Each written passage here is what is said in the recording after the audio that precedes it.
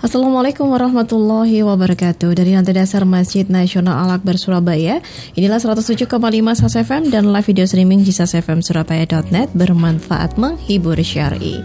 Sahabat, lama tidak menjumpai Anda di program Zero Solution ya, ketika sejarah menjadi solusi, sahabat. Dan untuk hari ini, alhamdulillah, saya Arin Rosalinda dan juga Putri Meleni, kami hadir untuk menemani Anda hingga nanti pukul 5 sore. Ya, sahabat, untuk edisi hari ini, jika sebelum-sebelumnya di program Zero Solution kita membahas banyak tentang sahabat Nabi, dan kali ini pun juga tentang sahabat Nabi ya. Tapi jangan salah sahabat, karena salah satu sahabat Nabi ini adalah seorang wanita gitu ya, yaitu bernama Nusaibah Mujahidah perisai Rasulullah. Salah satu wanita yang ikut berbaiat kepada Nabi, sahabat, dan keluarga yang kompak dalam jihad, di mana suami, anak, dan ia sendiri seorang wanita yang ikut berperang fisabilillah, hingga Rasulullah SAW pun mendoakannya sekeluarga menjadi penghuni surga. Nah, kalau ada penasaran bagaimana kisah dari salah satu sahabat Nabi ini ya, itu salah satu wanita yang ikut berbaiat kepada Nabi, Anda bisa menyimaknya di program Zero Solution ketika sejarah menjadi solusi hingga nanti pukul 5 sore. Dan kita sudah bersama Ustadz Rafiq Abidin. Beliau merupakan ketua Yayasan Suara Hati, dan kita sapa terlebih dahulu beliau yang sudah ada di sini. Assalamualaikum Ustadz. Waalaikumsalam warahmatullahi wabarakatuh.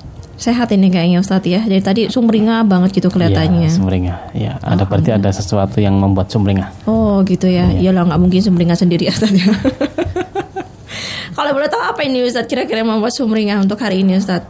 Ya, rasa syukur. Rasa syukur ya. Alhamdulillah, selalu bersyukur. Iya. Apapun keadaannya. Apapun keadaannya, kita harus mensyukuri agar Allah senantiasa menambah dengan izin Allah keberkahan untuk kita, keluarga kita, dan apa yang kita perjuangkan. Itu. Dan untuk kabar dari adik-adik sendiri dari Yayasan Suara Hati? Alhamdulillah, anak-anakku yang ada di Yayasan Suara Hati semua sehat. Dan kali ini kita membahas tentang salah satu wanita yang ikut berbaiat kepada Nabi. Kalau sebelum-sebelumnya mungkin banyak yang pria atau laki-laki gitu ya, sahabat-sahabat Nabi Ustadz. Dan kali ini kayaknya spesial banget tentang Nusaibah. Seperti apa Ustadz Monggo? Ya, alhamdulillahirrahmanirrahim. Alhamdulillahilladzi bi ni'matihi tatimmus sholihat. Asyhadu an la ilaha illallah wa asyhadu anna Muhammadan abduhu wa rasuluh.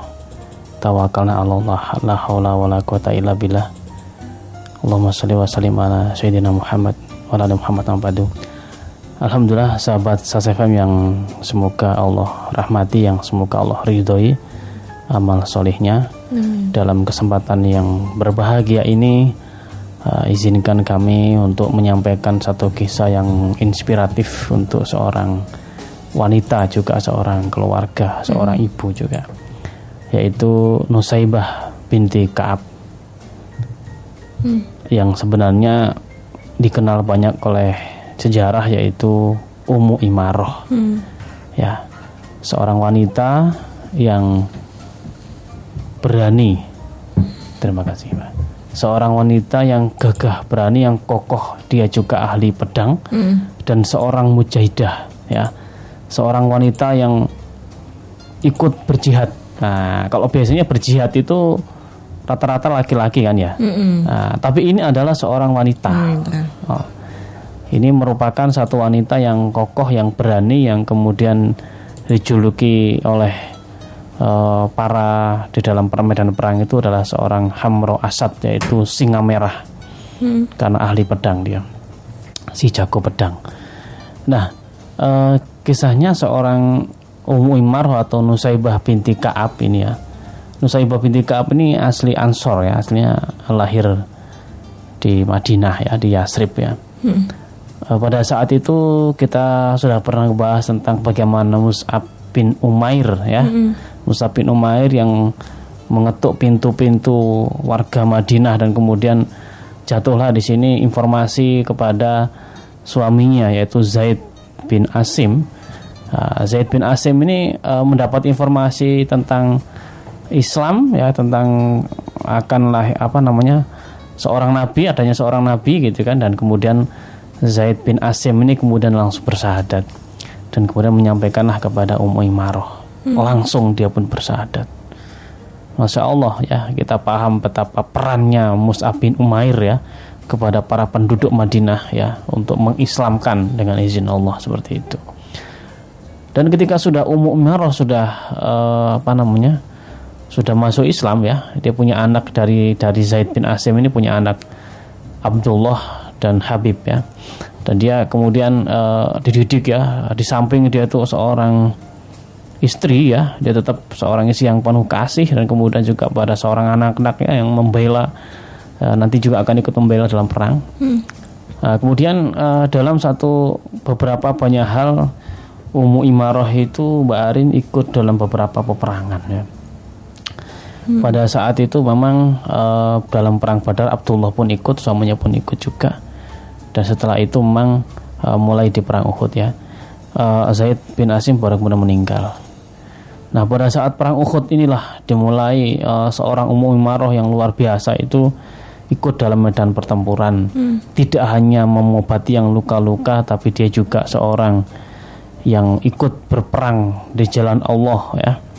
Jadi dia pun ikut berperang sampai Rasul Muhammad melihat, tidakkah aku melihat ya, aku tidak melihat dari ketika aku menoleh ke kanan, ketika aku menoleh ke kiri, kecuali Ummu Imarah itu menyabit-nyabitkan pedangnya gitu kan ya, mengayunkan pedang untuk menjaga. Karena pada saat perang Uhud itu sebenarnya jumlahnya 1000 ya. Terus kemudian dibelokkan oleh orang munafik sekitar 300 sehingga tinggal sekian orang, dan kemudian pada saat itu terjadi kekacauan, tercerai-berai, kemudian para pasukan yang kalau tidak salah riwayat menyampaikan sekitar tinggal 100 orang, lainnya sudah dalam kondisi tercerai-berai. Nah, disitulah kemudian Rasulullah mana? Lihat di belakang, langsung dia kemudian menjadi perisai Rasul. Jadi Ummu Imarah, masya Allah, dia berani memasang badannya demi keselamatan Rasul, sampai diriwayatkan kena sekitar 20 luka. Jadi seorang wanita ini kalau Rasul mau kena itu dia langsung masang badan. Subhanallah, dia rasa cintanya kepada Rasul Muhammad itu luar biasa. Disinilah satu pembelaan seorang wanita. Makanya kalau hari ini maaf kalau seandainya seorang wanita tidak diperkenankan, contohnya dari polisi wanita, mungkin beliau belum baca yang namanya kisahnya Nusaibah binti Ka'ab atau Ummu Imarah ini. Karena Ummu Imarah bukan hanya sebagai seorang ini ya, keamanan, tapi juga cuma dia sebagai seorang pejuang. Nah, ini juga ada di situ kan ya, seorang pejuang ini Ummu Imarah. Jadi atau Nusaibah binti Ka'ab ini luar biasa. Dari segitu setelah ayunkan pedang seperti itu, dan kemudian dalam perang Uhud tadi itu Rasulullah Muhammad dirawat di luka-luka ya. Rasulullah Muhammad luka-luka juga ya.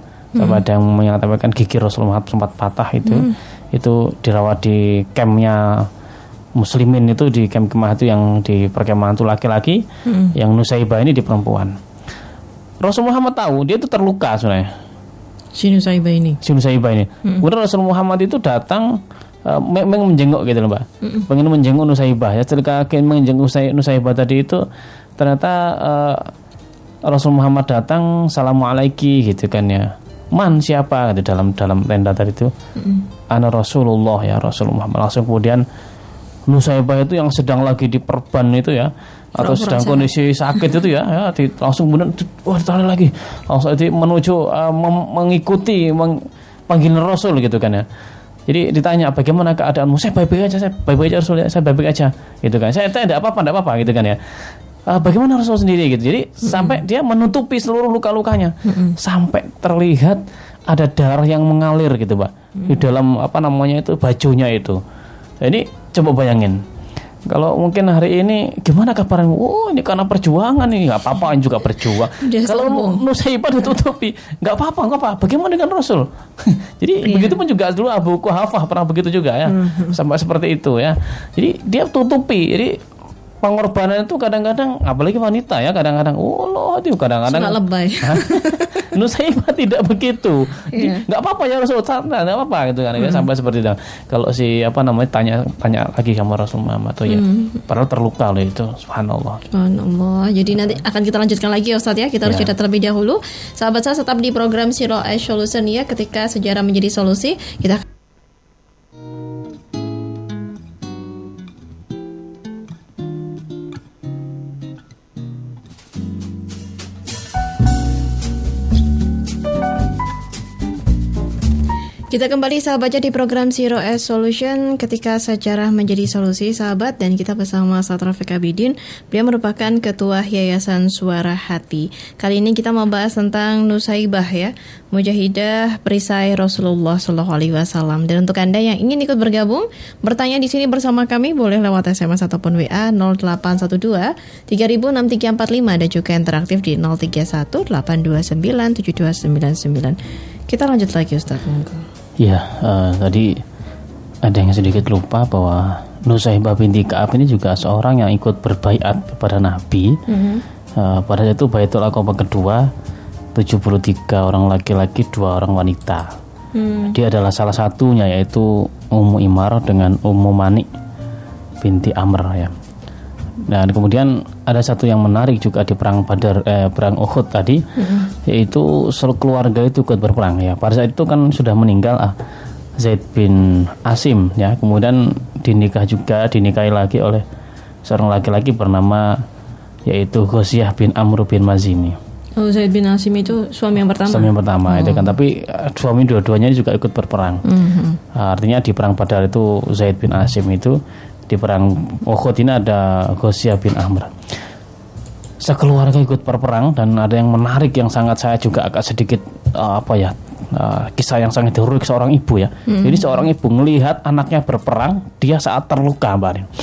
Dia bilang, "Bangkit nak, bangkit." Coba bayangin, "Bangkit nak, ayo bangkit lagi." Jadi pada saat itu terluka itu disuruh bangkit anaknya. Coba bayangin Mbak, memotivasi anaknya coba. Hari ini ya ada seorang pejuang, seandainya ada seorang pejuang ngelihat anaknya sedikit untuk berjuang aja melempem. Wah, ini apa ini? Anak-anak hari ini anak-anak manja jadinya, nggak pernah diajarin untuk bagaimana berlatih, nggak pernah diajarin untuk bagaimana ibaratnya wong Jawa ini soro gitu ya. Wah, anak hari ini harus kita ajari berlatih, jangan dibiarkan. Ya, kalau hari ini anak kita dibiarkan untuk lembek, melempem ya, untuk lompat begitu aja kadang-kadang, ayo, ada gimana coba mau menantang kehidupan yang semakin keras hari ini. Atau kadang berdarah sedikit aja udah nggak apa-apa nak gitu. Iya, jadi bayangin, ini kalau seorang laki-laki mah bangkit biasa, ini seorang perempuan. Seorang perempuan tuh malah dia mengatakan, ayo bangkit Abdullah, bangkit. Jadi saya ngerasa bahwa ini seorang wanita yang sangat teguh, wanita yang sangat kokoh gitu loh Mbak. Gitu Mbak Arin. Jadi kadang-kadang ayolah kita hari ini, janganlah kita generasi-generasi muslim itu jadikan generasi-generasi yang manja. Jangan dibiarkanlah mereka hanya habis waktunya untuk kesia-siaan dengan gadgetnya, lupa negeri ini punya ketimpangan sosial nggak tahu gitu. Negeri ini punya masalah nggak tahu, karena mereka sudah sibuk dengan gadgetnya. Nusaibah tidak, anaknya sakit saja, terluka, disuruh bangkit berperang lagi. Subhanallah, Masya Allah, itu luar biasa. Jadi itu karena ruhnya Mbak, ruhnya jihad. Dia sangat cinta kepada Rasulullah Muhammad, dan dia juga cinta kepada Islam. Artinya bahwa apa peran yang dilakukan, dia seorang istri yang tidak lupa juga dengan kewajibannya sebagai seorang istri. Dia juga seorang ibu yang penuh kasih kepada anaknya, tapi mendidik anaknya juga. Dia juga seorang yang beribadah di malam hari, yang tidak meninggalkan tahajudnya. Dia juga seorang istri yang di siang hari itu yang dia juga berpuasa. Jadi ini luar biasa. Jadi sampai nggak bisa ngelukis ini wanita apa gitu, bermental baja gitu maksudnya itu. Jadi di sini mari kita jangan mudah menyerah ya. Mudah menyerah itu nanti akan dilihat oleh anak kita, akan dilihat oleh generasi kita. Kalau orang tua ya, kita hari ini melihat sebuah ketimpangan kita cuek, maka sebenarnya kita sedang mengajari anak-anak kita cuek. Kalau kita biarkan anak kita tidak sholat sehari ya, 1 kali dalam sehari kita biarkan ya, itu sebenarnya sesuatu yang kasihan Pak, belum bangun, kasihan baru tidur. Ya tidur kenapa habis duhur ya, setelah duhur kan bisa, sebelum duhur jangan tidur ya. Kasihan Pak bangun sekolah. Nanti kalau udah bangun kan capek ya. Ini apa coba? Jadi kita tidak boleh membiarkan generasi semakin lemah. Maka kita harus berani membuat apa ya? Bukan kita maksa Mbak. Kita enggak, namanya orang tua itu kalau bilang itu anak insya Allah, kalau selama orang tua mencontohkan insya Allah anak itu akan ikut gitu. Nah, kalau kita ngomong kencang tapi orang tua enggak gimana? Nah, Nusaibah ikut berperang, ayo kamu lihat saya kayak ibaratnya gitu kan ya. Iya, kasih contoh dulu anaknya. Iya, kasih contoh dulu kan gitu tuh. Subhanallah, ini luar biasa Mas. Kemudian ada yang satu hal yang menarik juga di dalam peperangan ini. Sebelum lanjut ke hal yang menarik, kita terima telepon dulu ya Ustaz ya. Halo, assalamualaikum. Waalaikumsalam. Oh iya, Mas Dewa, monggo. Saya nggak begitu menarik daripada ceritanya kok. Semua pendengarnya SAS itu menarik. Iya. Oh siap. Mas Dewa pun penuh misteri kok. Waduh, emang Dewa saya misteri nenek lampir ya. Misteri Gunung Merapi. Ini, ya. Assalamualaikum Pak Narastad, Pak Narawustad, narasumber. Iya, waalaikumsalam warahmatullahi wabarakatuh. Tadi Bapak membicarakan begitu gemesnya generasi milenial seperti ini. Iya. Ya jangan salahkan generasinya Pak. Iya. Salahkan cara mendidik dan aturan yang tumpang tindih yang akhirnya memanjakan anak. Adanya hak asasi manusia dan perlindungan anak itu memang bagus, tetapi nggak terlalu berlebihan seharusnya. Di saat emang itu ada hal yang memang itu ajaran mendidik, kenapa enggak gitu? Di Al-Quran kan sudah gitu. Bila gak usah gitu, anak kamu sudah akil balik nggak sholat, pukul, tapi kan pukul kepala, pukul pahanya, pakai sajadah kayak pakai apa, itu kan sudah ada pelajarannya. Keras itu maksudnya ya biar dididik besok mereka ini kalau turun di masyarakat benda kagetan. Mau keinjak sepatunya, aduh kotor masa gitu. Alay banget gitu loh. Alay kotor dibersihin aja saya. Loh, nanti mamaku marah. Aduh, lembengi wong kira lanang padahal laki itu. Ada kayak gitu. Jadi saya bingung, kok seperti ini sih? Zaman saya dulu yo main benteng-bentengan, main boy-boyan, yo dilempar bola cepuok, yo mules geger tapi yo wes gak apa-apa. Ayo melakukannya.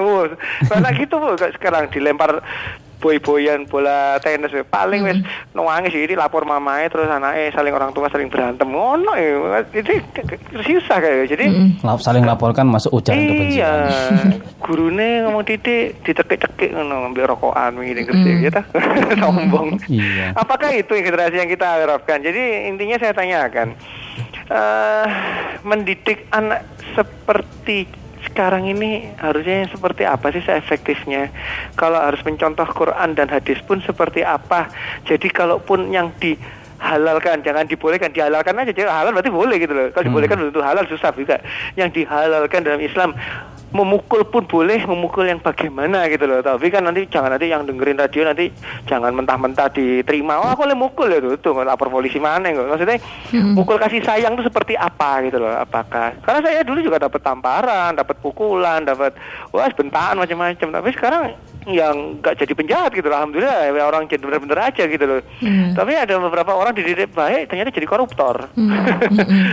Generasi yang koruptor itu jelas ada beberapa generasi muda yang ya dibuka yang mantan Miss atau Putri Indonesia itu kan masuk generasi baru, itu generasi angkatan saya lah atau mungkin di bawah saya, tapi kan bisa ketangkep, berarti kan mentalnya gak baca gitu loh. Zaman dulu itu kalau gojlok-gojlokan Pak, ilo-iloane gak ono sing wadul-wadulan, dilokno bapake ngono Pak aku dilono atau mungkin nangis enggak, biasa, seneng malah, tapi bukan nanti melecehkan nama orang tua enggak, tapi dengan hal itu ditempa gitu loh. Terus itu tadi yang pertama bagaimana caranya mendidik yang halal walaupun sampai memukul pun seperti apa aturannya. Lalu yang terakhir ini motivasi untuk tidak putus asa. Ini sangat bagus ini bagi sekarang ini, tapi jangan motivasi yang menjerumus. Contoh, Bu, jaluk HP, tukokno HP. Bu, ya sepeda motor, tukokno sepeda motor. Bawa umur kafe padahal di bawah 18. Nah, itu memang masih motivasi, tapi motivasi menjerumus kan? Salah pada tempatnya, belum waktunya. Contoh, bila seorang bayi baru lahir, apakah Anda ingin memberikan pizza? Nggak mungkin toh. Apakah memberikan fried chicken? Nggak mungkin toh. Pasti kan kasih bubur sih. Ada tahapnya. Nggak mungkin nanti ujuk-ujuk HP yang nomor paling mahal tak kena, walaupun mereka mampu. Ini juga informasi nih, tolong Pak narasumber bisa menegaskan lagi cara memanjakan anak seperti apa gitu, biar didengar sama orang-orang yang pengusaha dan berduit ini loh, biar saya tegesin lagi, greges ya. Jadi greget. Jadi ada orang yang nggak mampu, nggak bisa beli, nggak masalah, tapi anaknya tergoda. Pak, koncoku iku sok tuku HP, tuku nopo wae. Itu seperti kan nggak mendidik. Orang tua yang mendidik bagus, tapi temennya nggak mendidik. Ya itu bagaimana memberikan didikan orang-orang tua borjuis ini. Terima kasih. Wassalamualaikum warahmatullahi wabarakatuh. Waalaikumsalam warahmatullahi wabarakatuh. Kita kembali di program Zero Solution, sahabat. Ketika sejarah menjadi solusi, Nusaibah Mujahidah Perisai Rasulullah menjadi tema kita untuk edisi hari ini. Dan kita bersama Ustaz Rafiq Abidin, beliau merupakan Ketua Yayasan Suara Hati. Sahabat yang ingin ikut bergabung ya, Anda ingin bertanya ataupun ingin sharing, monggo silakan. Bisa bergabung dan sharingnya lewat SMS ataupun WA 0812 306345 dan juga interaktifnya di 031 829 7299. Menanggapi apa yang disampaikan oleh Mas Dewa tadi, Ustadz. Mas Dewa yang ikut gemes juga ya ternyata. Sangat menginspirasi banget. Jadi sebenarnya mulai dari lihat generasi yang jangannya disalahkan generasinya, tapi bagaimana orang-orang mendidiknya. Terus kemudian juga hak asasi manusia untuk terhadap anak itu kan sekarang kadang-kadang sedikit-sedikit banyak melapor itu kan ya. Sistem pendidikannya seperti apa? Kadang di rumah itu sudah dibangun, ternyata di sekolah ternyata tidak sama, gitu kan ya. Ini sangat luar biasa, pertanyaannya menarik. Jadi ya sebenarnya inilah keadaan yang terjadi. Kalau dulu Mas Dewa tidak tahu kelahiran tahun berapa, sehingga sampai ada jumpritan peta umpet gitu ya dulu ya. Oh iya. Nah itu kan ya. Kalau saya di Malang namanya jumpritan soalnya. Jumprit kacang hijau. Jadi masih ada seperti itu gitu. Jadi artinya bahwa memang kita dulu ya nggak ngambek ya ngambek biasa lah, nggak sampai sekarang itu memang kelihatannya ya itu salah satu hasil kita sebenarnya. Jadi kita perlu mensyukuri orang tua karena orang tua mendidik kita seperti ini sehingga hasilnya kayak gini. Jangan sampai ternyata hasilnya lebih buruk dari orang tua gitu loh. Nah hari ini katanya kita karena generasi milenial, generasi modern, kok malah lebih buruk. Nah kita tanya sama diri kita, sudah cukupkah ilmu kita untuk mendidik anak? Maka sebenarnya untuk mendidik anak itu dalam satu cara yang sangat mendasar, yaitu kalau dalam Al-Fat ayat terakhir ya 29 itu adalah seperti kazar in akhro sat'ahu. Jadi seperti menanam ya, seperti tumbuhan yang keluar tunasnya. Pertama adalah mendidik itu seperti itu. Jadi mendidik yang seperti apa sih? Jadi kita tahu bahwa anak itu seperti tunas kemarin. Maka ketika sudah seperti tunas, itu kita harus tahu bagaimana caranya tunas ini bisa selamat, bagaimana caranya tunas ini bisa kuat, bagaimana caranya tunas ini sampai kepada mekar, kemudian tampak sekali ini anak ini sudah kelihatan gitu. Maka cara yang pertama adalah yaitu yu'jibuz zura'ah. Jadi dikuatkan. Jadi seorang anak itu harus dikokohkan, dikuatkan. Dikuatkan ini ya apa namanya semacam apa ya istilahnya itu visinya ya. Visinya ya. Maaf yang pertama tadi fa'azarohu itu dikuatkan visi dan imannya, kemudian fastaghlado itu dibesarkan jiwanya ya. Kemudian fastawa ala sauqih itu adalah yang ketiga, yaitu dia dilatih agar dia kokoh di atas kebenaran. Itu dalam suratnya, sehingga pada saat nanti kelihatannya tumbuhannya sudah mulai tampak hijau royo gitu, baru kemudian di situ yu'jibuz zura' menyenangkan penanamnya. Jadi yang pertama seorang anak itu dididik, yang pertama dikuatkan iman dan visinya. Fa'azarohu, dikuatkan, dikokohkan. Jadi jangan sampai anak itu tidak tahu. Mohon maaf sekarang ini saya pengamatan saya entah di masjid Calangin apa tidak, saya sering beberapa sholat di masjid itu, anak itu kalau ruko itu dengkulnya agak bengkok begini. Jadi dia itu untuk lurus dengkulnya itu pada saat ruko, untuk lurus aja kok susah gitu. Gini aja kok takut, kok apa ya? Kalau itu alasannya itu sakit, perasaan juga nggak sakit, tapi kok dia kok lembek gitu maksudnya itu. Jadi nggak ada satu, apakah orang tuanya tidak tahu ya gini ya? Jadi saya sering sekali di beberapa masjid ngelihat anak-anak itu kalau ruko itu dengkulnya itu bengkok begini, jadi nggak lurus gitu loh. Ini kan sebenarnya kan seperti dibiarkan gitu. Ada pembiaran, makanya tadi anak itu orang tua itu terlalu kasihan. Padahal seharusnya Kalau kita mengokohkan bagaimana sholat, mengokohkan bagaimana sholat itu tegak ya, imannya itu dididik dari situ. Kemudian juga setelah itu fastaghlado, jadi dibesarkan, Mbak. Mentalnya dibesarkan. Jadi jangan sampai anak itu mudah cengeng ya, mudah lemah, mudah menyerah. Dibesarkan jiwanya, dibesarkan. Fastaghlado. Jadi tumbuhan itu kan pertama kan ini tuh Mbak ya, dikuatkan ya, akarnya itu dikuatkan ya. Jadi sampai ke dalam itu, sampai mengakar akidahnya itu. Kalau sudah akidahnya mengakar, dia akan tegak berdiri. Kokoh, oke. Akan tegak berdiri. Ini tumbuhan apa? Kalau tumbuhan akarnya tunggang berarti sampai ke dalam kan ya. Jadi kelihatan ya, kokoh. Kemudian setelah itu ketika sudah tumbuh besar begini kan ya, dibesarkan jiwanya sehingga ketika kena angin itu nggak mudah patah batangnya tadi. Baru kemudian fastawa ala sauqih. Kemudian dilatih agar tidak goyang-goyang dengan angin itu, dia tidak tetap dia berada di atas akarnya itu, tetap kokoh di atas jalan kebenaran itu. Jadi artinya yang pertama adalah iman dan visinya, fa'azaro, kemudian dibesarkan batangnya itu dikuatkan ya, sehingga dia dibesarkan mentalnya mudah dilatih ya. Kalau tadi dikatakan wadrib ya, idrib itu pukulannya bagaimana ya? Kalau zaman dulu begini Mbak Arin, Muhammad Al-Fatih contohnya dididik oleh seorang guru. Wahai guru, ini anakku Muhammad Al-Fatih ya.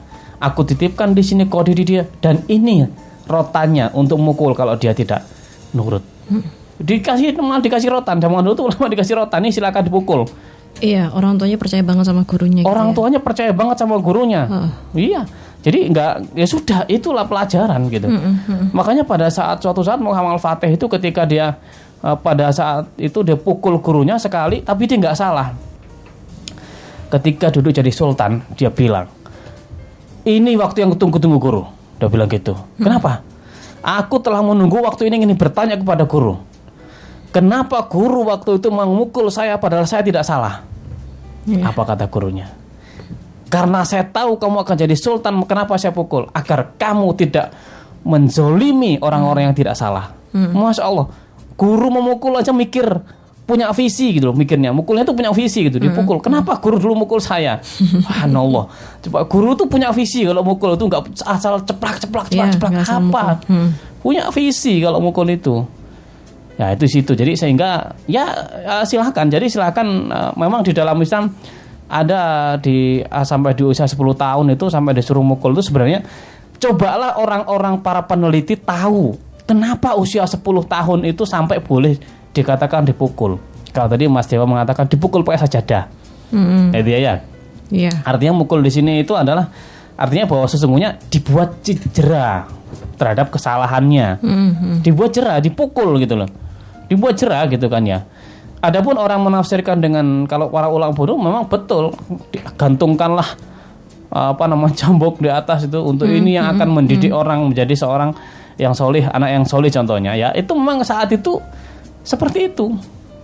Tapi saat ini kan nanti dikit-dikit ham. Dikit-dikit ham. Repot kita ini kadang-kadang. Makanya kita harus bijak juga. Jadi kalau kita nanti terlalu ekstrim juga katanya, padahal kalau kita mau tahu, bahkan kalau dalam satu hadis ada disampaikan ya, bahwa anta wa maluka li abuka, kamu dan hartamu itu milik orang tuamu. Sampai di Mesir itu pernah terjadi orang tua membunuh anaknya itu nggak bisa dikisos karena memang itu miliknya. Anta, kamu dan hartamu itu milik orang tua kamu. Nah artinya saya nggak sekedar mengajarkan ekstrim ya. Kita ini sekarang ini kita lembek kita mendidik anak ini. Generasi sebenarnya lembek, tadi benar kata Mas Dewa, jangan salahkan generasinya. Orang tuanya lembek juga kok. Iya. Artinya orang tuanya tidak kokoh juga menanamkan sesuatu karena ngelihat anaknya kasihan, si tidur gitu kan ya. Jadi apa gitu? Kita menginginkan anak kita soleh, tapi kita tidak memberikan jalan mereka soleh. Kita menginginkan anak kita kokoh, tapi kita tidak memberikan jalan untuk kokoh. Bahkan kita mungkin mencontohkan dengan kesia-siaan, mencontohkan dengan kelalaian, mencontohkan dengan pertikaian di medsos. Subhanallah. Ini sesuatu yang kadang-kadang anak pun melihat. Terus bagaimana gitu kan gitu tuh. Kalau sudah nanti kayak gitu Mbak Arin, fa'azarahu fastaghlado, kemudian fastawa ala sauqih, maka tampak yujibu zuro ketian. Anak ini kelihatan ini. menyenangkan penanamnya. Itu yang pertama. Lihat nanti surat 48 ayat 29 itu Al-Fat ya. Itu yang pertama Mas Dewa. Oke. Dan nanti akan masih berlanjut lagi, tapi kita harus jeda terlebih dahulu ya Ustadz ya. Dan untuk sahabat SAS jangan kemana-mana, tetap di program Syirah Solution ketika sejarah menjadi solusi.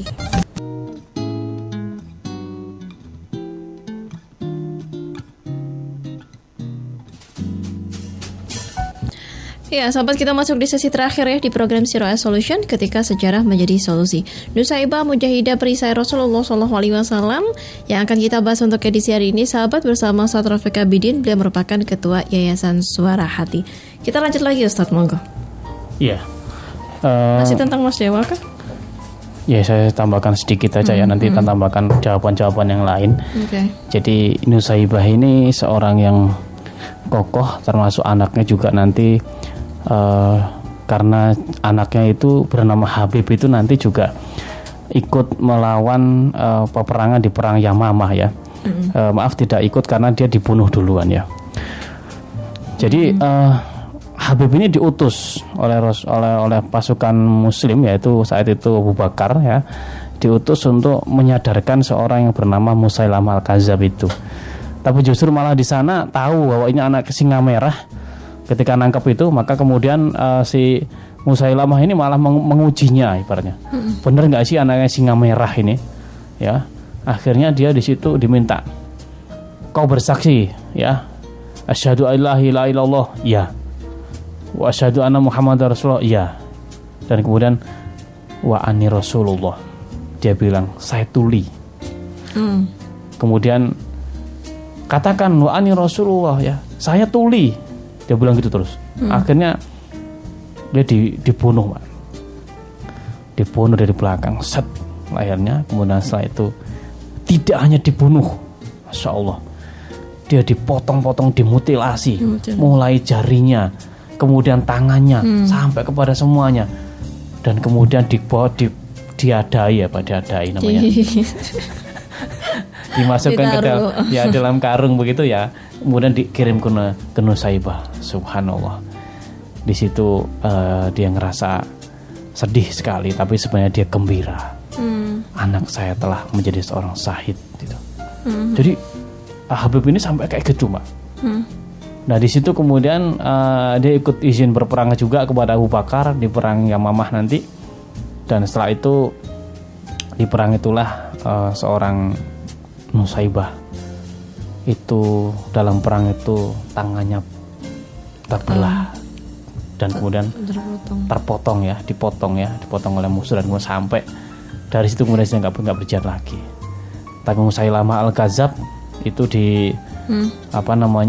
ditombak oleh seorang yang bernama Wahsi yang dulu pernah membunuh Hamzah itu, dan kemudian dia menebus dengan membunuh seorang Musailamah Al-Kadzab, dan kemudian yang terakhir anaknya Nusaibah pun ikut membunuhnya. Jadi artinya kena tombak, kemudian anaknya Nusaibah yang bernama Abdullah itu ikut membunuh Musailamah Al-Kadzab. Masya Allah, ini adalah kisah yang menarik ya. Anak, istri, kemudian suaminya juga ikut berjuang. Subhanallah. Nah itu singkatnya. Jadi Nusaibah itu seorang yang berperang ya, dimulai perang Uhud, kemudian perjanjian Hudaybiyah, perang Khaybar, dan kemudian perang di Yamamah seperti itu. Nah, kemudian ini kalau nanti diteruskan panjang, Pak ya. Baiklah, kita ke pertanyaan dulu kalau gitu, Ustaz ya. Ada Pak Kasmo yang bergabung. Assalamualaikum. Mas Dewa tadi? Oh iya, belum ya. Nah, tambah sedikit Mas Dewa ya. Motivasi untuk agar orang tua tidak putus asa. Yang pertama, orang tua harus menyadari bahwa anak itu adalah investasi dunia akhirat. Artinya apa? Bahwa kita harus menyiapkan generasi itu sebenarnya untuk kita. Coba kita lihat sekarang gini. Pada saat Nabi Khidir itu membangun rumah yang roboh, di sana ada miliknya anak yatim. Dan di sana ada hartanya anak yatim. Di bawah itu ada harta karun kalau sekarang kita bahasanya. Masyarakat nggak tahu. Kalau masyarakat itu ada harta yatim di situ, di bawah itu ada harta karun, mereka akan membantu untuk anak yatim untuk membangun rumah, tapi mereka tidak tahu.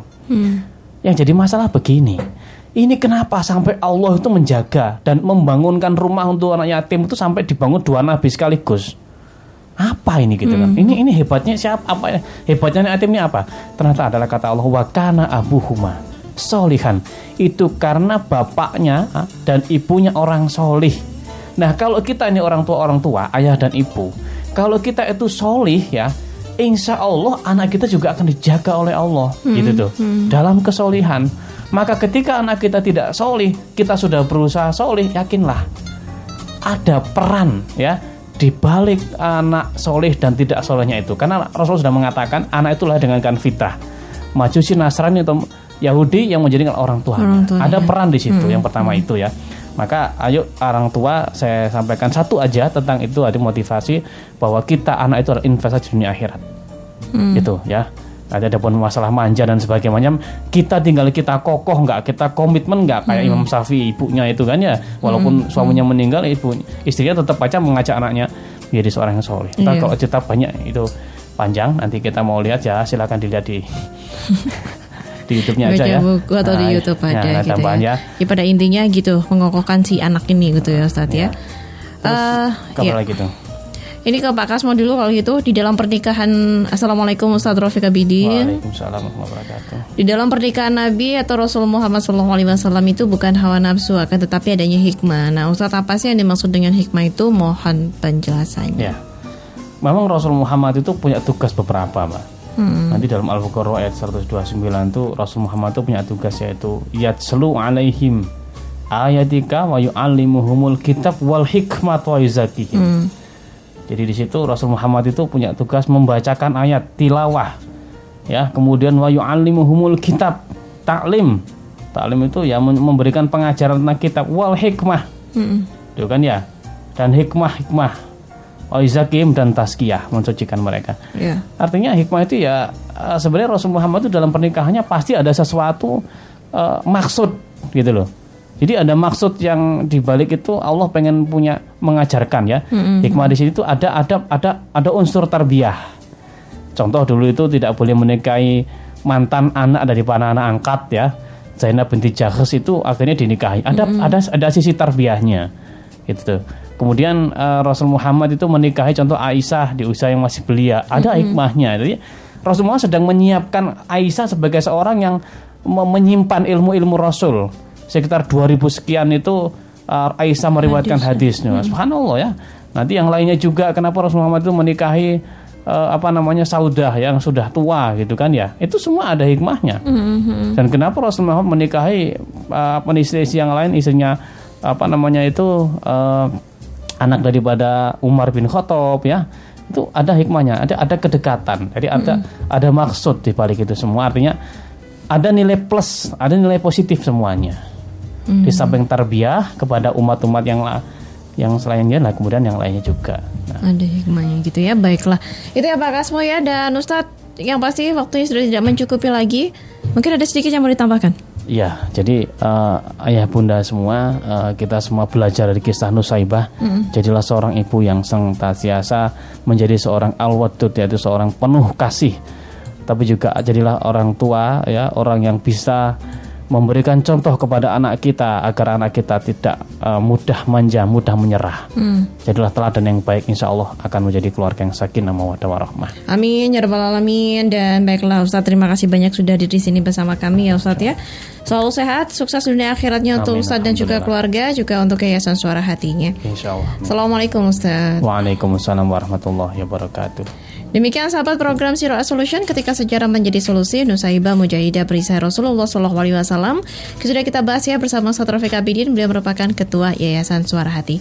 Saya Arin Rosalina dan juga Putri Melani yang bertugas pamit. Terima kasih banyak untuk Anda semua, semoga bermanfaat. Wassalamualaikum warahmatullahi wabarakatuh.